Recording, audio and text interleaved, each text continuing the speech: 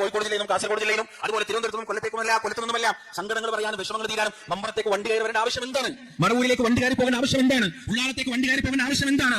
പുണ്യം പ്രതീക്ഷിച്ചുകൊണ്ട് തീർത്ഥാടനം നടത്താനുള്ള 3 സ്ഥലങ്ങൾ മാത്രമേ പരിശുദ്ധ ഇസ്ലാം പഠിപ്പിച്ചിട്ടുള്ളൂ. അതൊന്നും മക്കച്ചാണ്. ഒരു വഖ്ത് നിസ്കാരത്തിൽ 1 ലക്ഷം ഇരട്ടി കൂലി അവിടെ പ്രവാചകൻ സ്വല്ലല്ലാഹു അലൈഹി വസല്ലം പഠിപ്പിച്ചു തന്നിട്ടുണ്ട്. ഒന്ന് മദീനത്തെ മസ്ജിദ് നബവിയിലാണ് ഒരു വഖ്ത് നമസ്കാരത്തിൽ 1000 ഇരട്ടി കൂലി റസൂലുള്ളാഹി സ്വല്ലല്ലാഹു അലൈഹി വസല്ലം പഠിപ്പിച്ചു തന്നിട്ടുണ്ട്. ഒന്ന് ബൈത്തുൽ മുഖദ്ദസാണ്, മസ്ജിദുൽ അഖ്സയാണ്. ഇതല്ലാത്ത ഒരു സ്ഥലത്തും റസൂലുള്ളാഹി സ്വല്ലല്ലാഹു അലൈഹി വസല്ലം പുണ്യം പ്രതീക്ഷിച്ചുള്ള ഒരു യാത്ര പറഞ്ഞു തന്നിട്ടില്ല.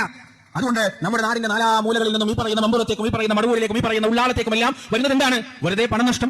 മഹാന്മാരുടെ മക്ബറകൾ സിയാറത്ത് ചെയ്യാൻ പോകുന്നത് തെറ്റാണെന്നും അത് നബി സല്ലല്ലാഹു അലൈഹി വസല്ലം തങ്ങൾ വിരോധിച്ച കാര്യമാണെന്നും പറയാൻ വേണ്ടിയിട്ട് 3 പള്ളികളിലേക്കല്ലാതെ നിങ്ങൾ യാത്ര പുറപ്പെടരുത് എന്നുള്ള ഹദീസിനെ പച്ചയായി ദുർവ്യാഖ്യാനിക്കുകയാണ് ഇയാൾ. ഇതിനെ വിശദീകരിച്ചുകൊണ്ട് മഹാനായ ഇബ്നു ഹജർ അസ്ഖലാനി റളിയല്ലാഹു അൻഹു അദ്ദേഹത്തിന്റെ പ്രസിദ്ധമായ ഫതുൽ ബാരിയിൽ പറയുന്നത് കാണാം. വമിൻഹ അന്നൽ മുറാദ ഹുക്മുൽ മസാജിദി ഫഖത്ത്. ഈ 3 പള്ളികൾക്ക് പ്രത്യേക ശ്രേഷ്ഠതയും പദവിയും ഉണ്ട്. ആ പള്ളികളിലേക്ക് പോയാൽ പ്രത്യേക കൂലിയും കിട്ടും. ബാക്കിയുള്ള പള്ളികളൊക്കെ ഒരേപോലെയാണ്. അപ്പൊ പുണ്യം പ്രതീക്ഷിച്ചുകൊണ്ട് നമ്മൾ തിരുവനന്തപുരത്തുള്ള ഒരു പള്ളിയിലേക്ക് പോവുക, അവിടെ നിസ്കരിച്ചാൽ കൂടുതൽ പ്രതിഫലം കിട്ടുമെന്ന് പറഞ്ഞിട്ട് അങ്ങനെ പോകരുത്. അങ്ങനെ പോവുകയാണെങ്കിൽ ഈ 3 പള്ളികളിലേക്ക് പോകാൻ പാടുള്ളൂ. നേരെ മറിച്ച് ഇതിലെവിടെ സിയാറത്തിന് പോകരുത് എന്ന്, ഇതിലെവിടെ മമ്പറത്തേക്ക് പോകരുത് എന്ന്, ഇതിലെവിടെ ബാപ്പാനെ സന്ദർശിക്കാൻ പോകരുത് എന്ന്, ഇതിലെവിടെ പാവങ്ങളെ സഹായിക്കാൻ വേണ്ടിയിട്ട് യാത്ര പോകരുത് എന്ന് ഇല്ല എന്ന് മാത്രമല്ല, അത് വ്യക്തമായിട്ട് ഇവിടെ പറയുന്നുണ്ട്. ലിസിയാറത്തി സ്വാലിഹിൻ ഔ ഖരീബിൻ ഔ സ്വാഹിബിൻ ഔ ത്വലബി ഇൽമിൻ ഔ തിജാറത്തിൻ ഔ നുസ്ഹത്തിൻ ഫലാ യദ്ഖുലു ഫിന്നഹി. ഒരാൾ ഇൽമു പഠിക്കാൻ വേണ്ടി പോകുന്നു, ഒരു സ്വാലിഹായ മനുഷ്യനെ സിയാറത്ത് ചെയ്യാൻ വേണ്ടി പോകുന്നു, അതുപോലെ തന്നെ ഒരു കൂട്ടുകാരനെ കാണാൻ വേണ്ടി പോകുന്നു. ഇതൊന്നും ഈ നഹിയിൽ, ഈ വിരോധനയിൽ പ്രവേശിക്കുകയില്ല. ഈ ഹദീസ് വെച്ചുകൊണ്ട് ഖവാരിജിയാക്കൾ ഇതേ വാദം ഉന്നയിച്ചിരുന്നു എന്ന് മഹാനായ ഇമാം ബുജൈരിമി റളിയല്ലാഹു അൻഹു പറയുന്ന ആ ഇബാറത്താണ് നിങ്ങൾക്ക് കാണാൻ സാധിക്കുന്നത്.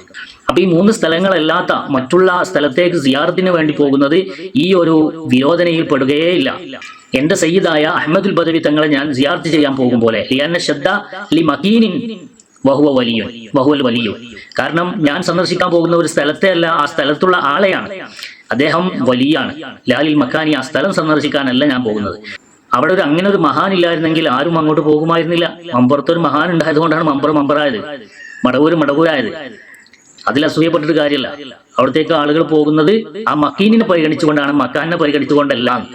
ഖിലാഫൽ ബഅദിൽ ഖവാരിജികളിൽ നിന്ന് ചില ആളുകൾക്ക് എതിരായിട്ട് ഹൈസു തമസ്സകു ബിലാഹിൽ ഹദീസി, ഈ ലാഹിറിനെ തെളിവാക്കിയവർ അല അദമി സന്നി സിയാറത്തിൽ ഔലിയായി ബഅദ മൗതിഹിം, ഔലിയാക്കളുടെ അവരുടെ മരണശേഷം സിയാറത്ത് ചെയ്യാൻ പാടില്ല, അത് സുന്നത്തില്ല എന്നതിന്റെ പേരിൽ ഖവാരിജിയാക്കൾ തെളിവെടുത്തത് ഈ ഹദീസാണ് എന്ന് പറയുന്നത് ആരാണ്? ഇമാം ബുജൈരി റളിയല്ലാഹു അൻഹു. സമസ്തക്കാർ ഇവിടെ വ്യാഖ്യാനിച്ചതല്ല.